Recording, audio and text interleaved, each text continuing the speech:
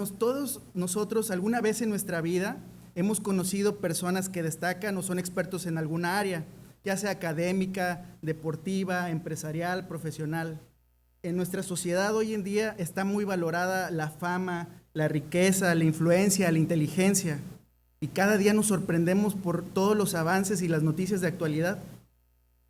Hoy más que nunca estamos más conectados, gracias a la tecnología, nos podemos comunicar con las personas en distintas partes del mundo. Creo que todos lo vivimos en la pandemia al usar una videoconferencia, por ejemplo. La medicina cada día logra avances más sorprendentes, hay nuevos tratamientos a las enfermedades, nuevas vacunas, terapias genéticas, telemedicina, prótesis muy avanzadas, trasplante de órganos. La ciencia y tecnología cada vez se desarrollan más rápidamente. Tenemos robots, inteligencia artificial, vehículos que se manejan solos, nanotecnología, exploración espacial, etc. Hace unos momentos estaba platicando con el pastor Jaime de que existe un robot que puede barrer tu casa y es una comodidad, ¿no? Y para que anoten, hermanos, para que se lo regalen a las hermanas. No, no es cierto, no lo anoten. Todas estas comodidades como el aire acondicionado, la electricidad, el internet, nos dan confort y nos dan muchas comodidades. El avance, hermanos, de estas áreas del conocimiento humano en sí mismo no es algo malo.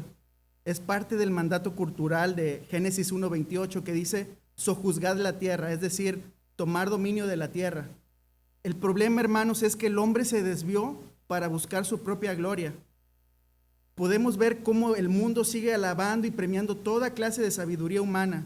Sin embargo, hermanos, a pesar de estos avances, seguimos enfrentando los mismos problemas. Como dice Eclesiastés 1:9, no hay nada nuevo bajo el sol. Hermanos, después de la caída de Adán, el pecado sigue haciendo estragos en el mundo y en las personas. Cada día vemos nuevos conflictos, nuevas guerras, continúan los robos, hay violencia, hay corrupción, los medios de televisión, los medios y redes sociales están llenos de inmoralidad, hay desintegración familiar. Vemos injusticias constantemente por todos lados y así podríamos continuar más ejemplos. Suena contradictorio, hermanos, que a mayor avance, entre comillas, de la sabiduría humana, nuestra sociedad no encuentra cómo mejorar sus problemas más básicos, mucho menos mejorar su condición espiritual caída. Hermanos, nosotros los cristianos sabemos que esto es un problema del corazón humano y la solución no puede venir del hombre mismo. Hay otra clase de sabiduría, hermanos, una sabiduría que viene de lo alto, una sabiduría de origen divino, la sabiduría de Dios.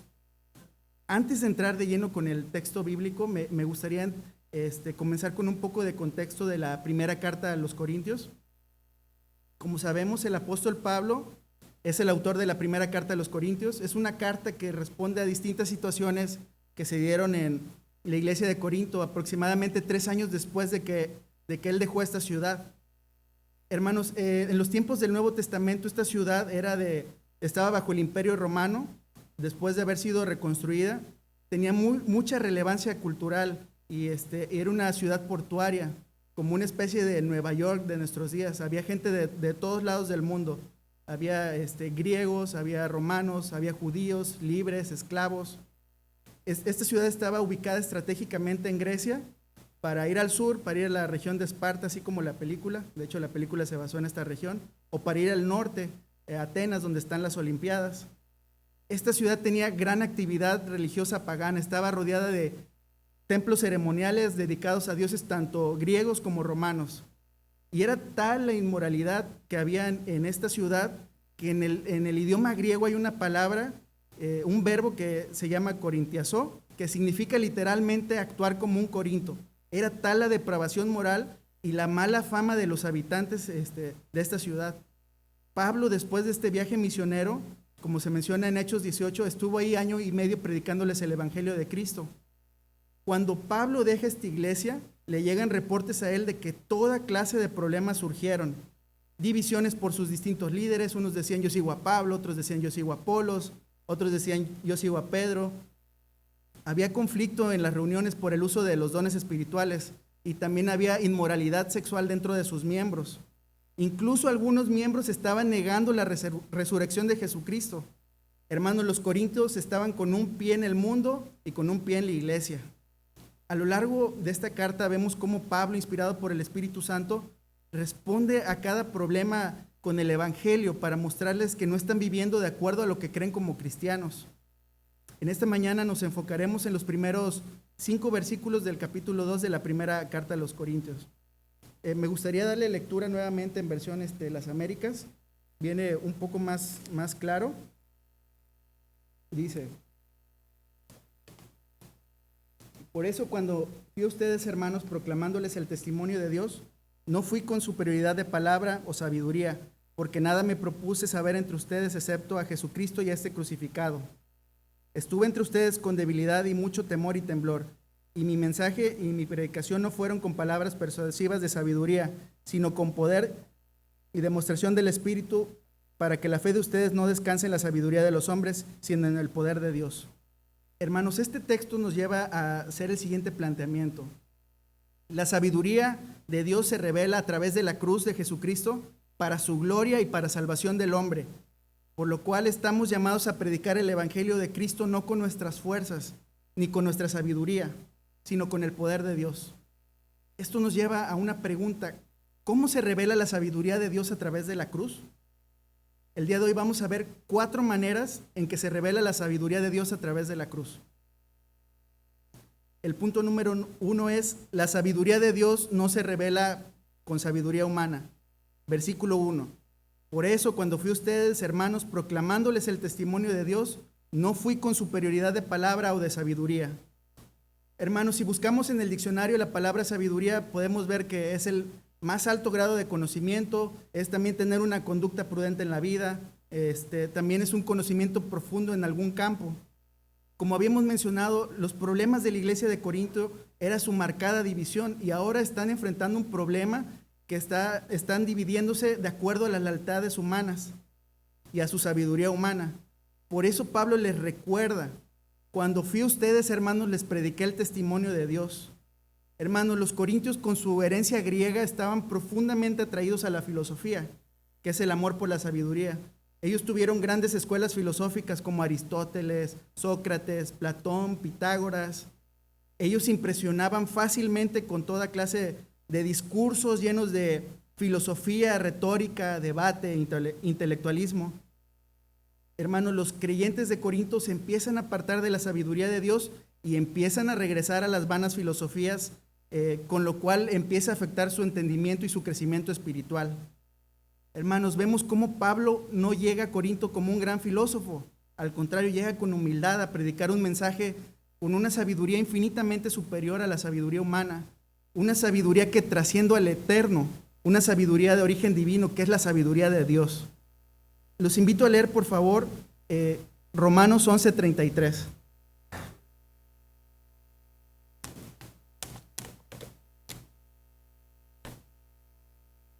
Dice la palabra de Dios: oh profundidad de las riquezas y de la sabiduría y del conocimiento de Dios, cuán insondables son sus juicios e inescrutables sus caminos.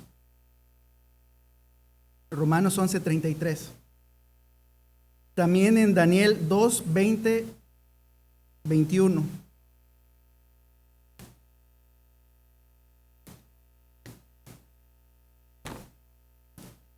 Y dijo: sea el nombre de Dios bendito por los siglos de los siglos, porque la sabiduría y el poder son de Él.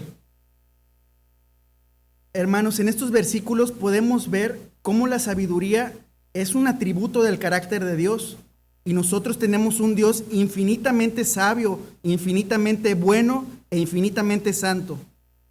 La palabra de Dios, hermanos, es la verdadera fuente de sabiduría, y esta es digna de confianza.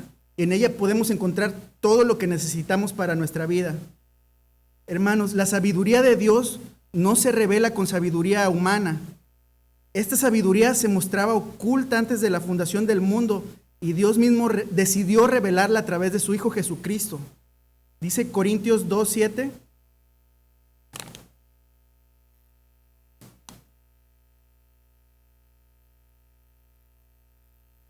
Mas hablamos sabiduría de Dios en misterio, la sabiduría oculta, la cual Dios predestinó antes de los siglos para nuestra gloria. Hermanos, podemos ver que la sabiduría del hombre es nada comparada con la sabiduría de Dios. El hombre desde el Edén decidió apartarse de Dios. Y como resultado, hermanos, todo nuestro entendimiento fue nublado. Como podemos ver en Romanos 1:28, dice, y como ellos no aprobaron tener en cuenta a Dios, los entregó una mente reprobada para hacer cosas que no convienen. Hermanos, no han cambiado mucho este panorama no ha cambiado respecto a esos tiempos en que se escribió la carta con los tiempos actuales. Las personas de esta época, e incluso algunos creyentes, se siguen dejando llevar por toda clase de filosofías y doctrinas humanas. Hermanos, algunos de estos nombres, de estas corrientes de pensamiento, a lo mejor han cambiado, pero el pecado sigue siendo el mismo, no darle la honra a Dios. A continuación voy a mencionar algunas de estas filosofías y doctrinas humanas, solo con el propósito de hacer un contraste entre la sabiduría de Dios y la sabiduría humana. Seguramente hemos escuchado alguna de ellas. Tenemos filosofías como el humanismo, es decir, el ser humano en el centro. También podemos ver distintas filosofías presentes en la psicología, que el hombre al estudiarse a sí mismo puede encontrar que la solución a sus problemas está en él mismo. Tenemos filosofías como el relativismo, es decir, no hay verdades absolutas. O el naturalismo y la evolución, que dicen que estas filosofías dicen que somos animales y que venimos de los primates y no hay necesidad de un creador, no hay una realidad espiritual. Tenemos filosofías como el ateísmo, que dice no hay Dios. Tenemos filosofías de idolatría. Tenemos filosofías como el nihilismo. Esta, hermanos, es muy peligrosa y está muy de moda en los jóvenes. Dice que el nihilismo dice que la vida no tiene sentido, que no vale la pena vivir porque la vida es muy difícil. También tenemos pensamientos mágicos o positivos, decretos al universo, materialismo, es decir, las cosas que tenemos son las que nos dan sentido. Tenemos también filosofías aparentemente inofensivas, filosofías orientales, como el yoga, el karma, la meditación trascendental, los chakras, el reiki, medicina con energías, buenas vibras, misticismo, horóscopos, astrología, lectura de cartas, o filosofías de tiempos más modernos, machismo, feminismo, socialismo, justicia social, es decir, repartir la riqueza de muchos para repartirla entre todos, y si no trabajo, no pasa nada. También tenemos ideologías de género que dicen que hay cientos de géneros, ideologías como LGTB, ideologías de autoestima excesiva, es decir, ámate a ti mismo, perdónate a ti mismo, sigue tu corazón. O incluso, lamentablemente, en muchas iglesias, estas filosofías que hemos mencionado se han infiltrado y vemos en algunas iglesias predicaciones con énfasis en el empoderamiento de las personas, el énfasis en la prosperidad material o el énfasis en la superación personal. Hermanos, todas estas filosofías no son consistentes en su cosmovisión, es decir, cómo ven al mundo o la manera en que interpretan el mundo, principalmente porque todas estas filosofías aparentemente modernas no son modernas, son las mismas viejas filosofías, dejan a un lado a Dios y tienen un concepto equivocado de quién es Él. Por eso, hermanos, es la importancia de comparar la sabiduría de este mundo con la palabra más segura, que es la palabra de Dios. Y como dice 2 de Pedro 1:19, es una luz en medio de tanta oscuridad. También en Romanos vemos cómo la sabiduría humana está completamente cegada. Si me acompañan a leer Romanos 1:21 al 25, por favor.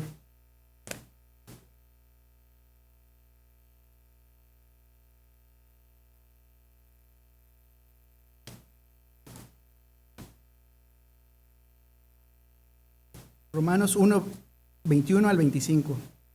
Dice así: pues aunque conocían a Dios, no lo honraron como Dios ni le dieron gracias, sino que se hicieron vanos en sus razonamientos y su necio corazón fue entenebrecido. Profesando ser sabios, se volvieron necios y cambiaron la gloria del Dios incorruptible por una imagen en forma corruptible, de hombre corruptible, de aves, de cuadrúpedos y de reptiles. El hombre, hermanos, en su estado natural se ha rebelado contra Dios y ha rechazado toda su sabiduría. Pero a nosotros los creyentes nos ha sido revelada la sabiduría de Dios. Hermanos, la sabiduría de Dios es infinitamente superior a la sabiduría humana en todo sentido. Y toda filosofía que no tenga como propósito glorificar a Dios, tiende al error y a llevarnos al pecado. Toda filosofía humana que no tenga como propósito glorificar a Dios, tiende al error y a llevarnos al pecado. Hermanos, vemos cómo la necedad de la sabiduría humana es un recordatorio de cuánto necesitamos el Evangelio en nuestras vidas. Esto nos lleva al punto número 2. La sabiduría de Dios se revela a través del Evangelio. Versículo 2. Porque nada me propuse saber entre ustedes, excepto a Jesucristo y a este crucificado. En este versículo podemos ver cómo Pablo no estaba dispuesto a compartirle a los corintios filosofía ni debate. Eso era lo que ellos querían escuchar. Su propósito era simple: predicarles de Cristo, no como un gran maestro, sino como su Salvador. Esto no quiere decir que Pablo no enseñara algunos otros temas aparte del mensaje evangelístico, como se menciona en Hechos 20-27. Él predicaba todo el consejo de Dios, siempre con esa centralidad en el Evangelio. Un comentarista, MacArthur, menciona lo siguiente: hasta que una persona no acepta la revelación de Dios en la cruz, no importa ninguna otra revelación. Hermanos, para una persona que no cree, la predicación del Evangelio es una locura. Y no lo digo yo, lo dice 1 Corintios 1:23. Hermanos, los judíos esperaban al Mesías en forma triunfal, esplendorosa, llena de poder, no una crucifixión. Ellos querían señales y los griegos querían sabiduría. Hermanos, la crucifixión en la época del Imperio Romano estaba destinada para criminales, esclavos, y estaba cargada con un significado de debilidad, humillación. Era la peor derrota y la más indigna pena capital. Para los judíos, la idea de un Mesías crucificado era escandalosa. Dice 1 Corintios 1:23, también si podemos leerla.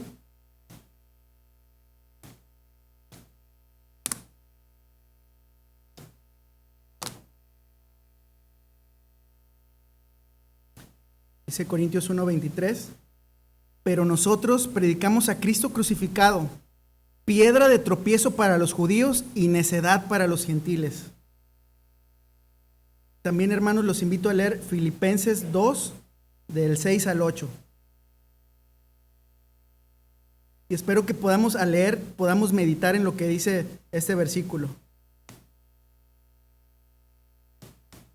Filipenses 2, del 6 al 8. La palabra de Dios dice así: el cual, aunque existía en forma de Dios, no consideró ser igual a Dios como algo a que aferrarse, sino que se despojó a sí mismo tomando forma de siervo, haciéndose semejante a los hombres, y hallándose en forma de hombre, se humilló él mismo, haciéndose obediente hasta la muerte y muerte de cruz. Filipenses 2, del 6 al 8. Y también tenemos 1 de Pedro 2:24.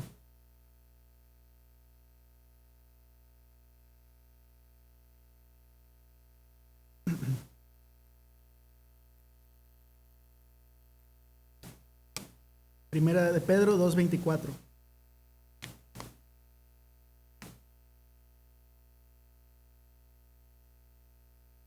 Él mismo llevó nuestros pecados en su cuerpo sobre la cruz, a fin de que muramos al pecado y vivamos a la justicia, porque por sus heridas ustedes fueron sanados. Esto nos lleva a una pregunta, hermanos. ¿Qué significa predicar a Cristo crucificado? Hermanos, predicar a Cristo crucificado es predicar que Jesús es uno con el Padre y con su Espíritu, que Él no tiene principio y no tiene fin. Él es el creador del universo, que por Él y para Él son todas las cosas. Él es todopoderoso, Él sabe todas las cosas, Él es perfectamente sabio, perfectamente justo, Él es 3 veces santo. Es predicar que Cristo es la imagen del Dios invisible. Predicar a Cristo crucificado es predicar que Él creó al hombre y el hombre se rebeló contra Él. Predicar a Cristo crucificado es predicar que Dios en su amor envió a su Hijo Jesucristo y hallándose en forma de hombre se humilló a sí mismo y Él llevó una vida perfecta de obediencia al Padre. Es predicar que Cristo fue clavado injustamente en una cruz y fue herido por cada una de nuestras transgresiones. También es predicar a Cristo crucificado, es predicar que cualquiera que confía en Él tiene paz para con Dios. Ahora ya no es su enemigo, ahora le puede llamar Padre. Predicar a Cristo crucificado es predicar que al tercer día resucitó de los muertos y Él venció a la muerte. Es predicar que Él ascendió a los cielos y ahora está a la diestra del Padre. Predicar a Cristo crucificado es predicar que Él prometió que un día en gloria regresará por su iglesia y toda rodilla se va a doblar ante Él y seremos coherederos junto con Él. Él nos glorificará y nosotros le daremos gloria a Él reinando por toda la eternidad. Predicar a Cristo crucificado es predicar que Él nos llama al arrepentimiento y a que creamos solo en Él. Predicar a Cristo crucificado es predicar sin añadir ninguna sabiduría humana, hermanos. Primera de Corintios 1:24 dice que la sabiduría de Dios se manifiesta de forma gloriosa en la cruz, porque Cristo mismo es poder de Dios y sabiduría de Dios. Hermanos, podemos ver en todos estos versículos que hemos leído cómo la sabiduría eterna de nuestro Dios resplandece en Jesucristo a través de su evangelio. Desde la eternidad pasada, Él ya había dispuesto un plan para mostrarnos su gloria, hermanos. En este punto hemos visto cómo la sabiduría de Dios se revela a través del evangelio, pero también vemos cómo Dios ocupa personas para proclamación de las buenas nuevas. Esto nos lleva al punto 3. La sabiduría de Dios se revela a pesar de la debilidad humana.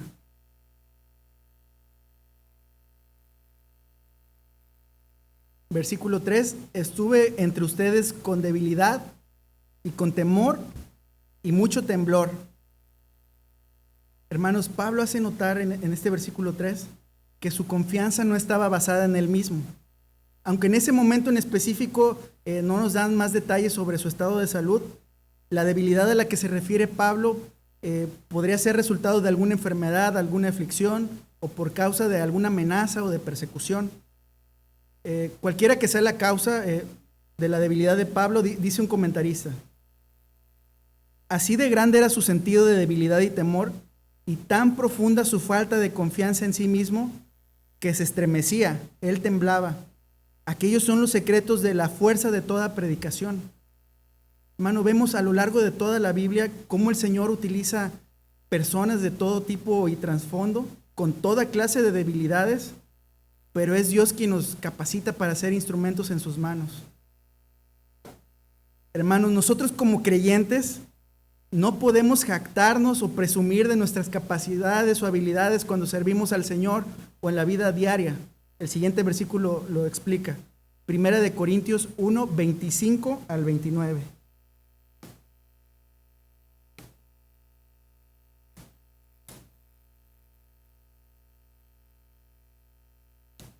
Primera de Corintios 1, 25 al 29.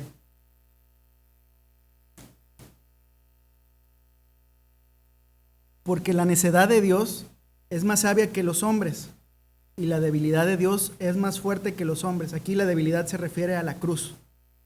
Versículo 26, pues consideren, hermanos, su llamamiento. No hubo muchos sabios conforme a la carne, ni muchos poderosos, ni muchos nobles, sino que Dios ha escogido lo necio de este mundo para avergonzar a los sabios. Y Dios ha escogido lo débil de este mundo para avergonzar a lo que es fuerte. También Dios ha escogido lo vil y despreciado de este mundo, lo que no es, para anular lo que es, para que nadie se jacte delante de Dios. Podemos ver, hermanos, que no podemos jactarnos delante de nuestro Dios. Dios, hermanos, no escogió lo fuerte de este mundo. Lo dice 2 Corintios 12:9.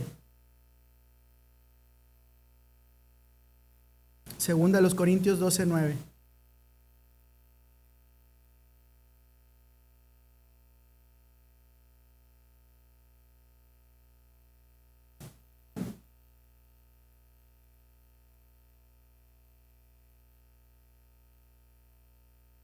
y me ha dicho: bástate en mi gracia, porque mi poder se perfecciona en la debilidad.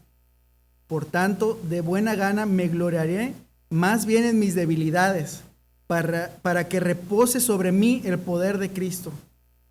Un comentarista también dice lo siguiente, John Stott: parece que la única predicación que Dios honra, por medio de que su sabiduría y su poder son expresados, es la predicación del hombre que está dispuesto a ser débil y tonto. Hermanos, como vimos en este punto, Dios muestra su sabiduría a pesar de las debilidades que hay en las personas que Él usa. En el siguiente punto veremos cómo lo hace a través del poder de su Espíritu. Este es el punto número 4. La sabiduría de Dios se revela por el poder del Espíritu Santo. Versículo 4 y 5. La sabiduría de Dios se revela por el poder del Espíritu Santo. Dice versículo 4 y 5: y mi mensaje y mi predicación no fueron con palabras persuasivas de sabiduría, sino con demostración del Espíritu y de poder, para que la fe de ustedes no descanse en la sabiduría de los hombres, sino en el poder de Dios. Un predicador de Inglaterra de hace 2 siglos, Spurgeon, dijo lo siguiente, que ejemplifica con mucha claridad lo que vemos en el versículo 4. Dice lo siguiente: el poder del Evangelio no está en la elocuencia del predicador. De ser así, serían los hombres quienes convertirían a las almas. Tampoco depende de los conocimientos del predicador, pues de esta forma consistiría en sabiduría humana. Nosotros podemos predicar hasta que mueran nuestras lenguas y se cansen, hasta que agotemos nuestros pulmones, pero nunca se convertirá un alma a menos que el Espíritu Santo use la palabra de Dios y dé poder para convertirla. Hermanos, sabemos que la conversión de las personas no está en nuestras manos. ¿Cuántas veces nosotros quisiéramos insistir y persuadir con argumentos para que nuestros familiares, amigos se rindan al Señor, incluso hasta nuestro cónyuge? Pero esto, hermanos, es un trabajo exclusivo del Espíritu Santo. El poder de Dios es el único poder que es capaz de levantar a las personas de la muerte espiritual. Y todos, hermanos, nosotros hemos estado en este punto, hasta que Dios tuvo misericordia de nosotros y nos rescató de esa bancarrota espiritual. Él nos quitó la venda de nuestros ojos y nosotros al fin podemos ver la vida eterna que tiene Cristo y que solamente Él nos da como un regalo. Hermanos, ninguna estrategia humana va a poder salvar a las personas. Nuestro llamado, hermanos, es ir a ser discípulos, a seguir predicando las buenas noticias de que solo hay salvación en Jesús. Desde luego a seguir orando por nuestras familias, por nuestros amigos, por nuestro país. Pero la salvación es del Señor y el Espíritu Santo es el único que convence de pecado. Hermanos, podemos leer Juan 16, 12 al 15, por favor.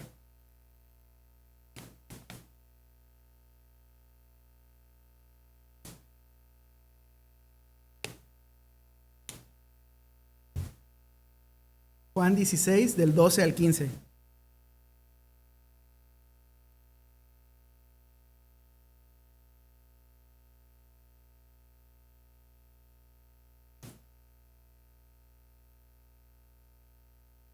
Dice así Juan 16, del 12 al 15. Aún tengo muchas cosas que decirles, pero ahora no las pueden soportar. Pero cuando Él, el Espíritu de verdad, venga, los guiará en toda verdad, porque no hablará por su propia cuenta, sino que hablará todo lo que oiga, y les hará saber lo que habrá de venir. Él me glorificará, porque tomaré de lo mío y se lo haré saber a ustedes. Todo lo que tiene el Padre es mío. Por eso dije que Él toma de lo mío y se los haré saber a ustedes. Juan 16, del 12 al 15. Podemos observar, hermanos, en este versículo que el ministerio del Espíritu Santo es testificar acerca de Jesús, y el Espíritu Santo es el que nos da el poder de proclamarlo al mundo. Hermanos, esto nos lleva a pensar que el verdadero poder del Espíritu Santo se manifiesta en nosotros cuando nosotros mostramos con nuestras vidas al Señor Jesucristo. Hermanos, y ya para terminar, veremos algunas aplicaciones de de este pasaje de 1 Corintios 2, del 1 al 5, nos lleva a hacer la siguiente pregunta. ¿Cuánta filosofía del mundo hay en nuestras vidas, hermanos? Detengámonos a pensar eso en un momento. ¿Cuánta filosofía del mundo hay en nuestra vida diaria? Hay relativismo, hay machismo, psicología, evolución, filosofías orientales, superación personal, materialismo. Hermanos, es una invitación para que nos revisemos nuestros corazones a la luz de las Escrituras. Otra aplicación es escoger la sabiduría de Dios en lugar de la sabiduría del hombre.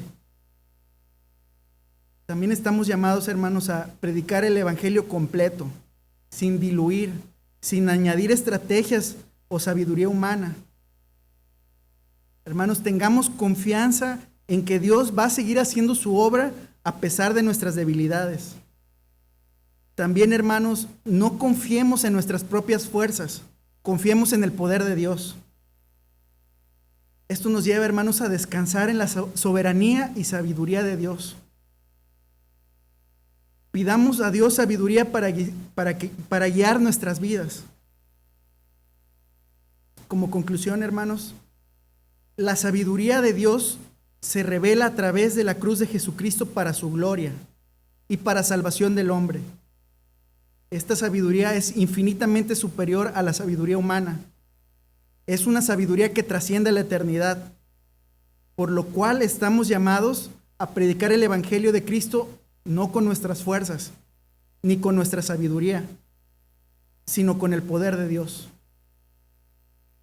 Hermanos, los invito a orar, por favor.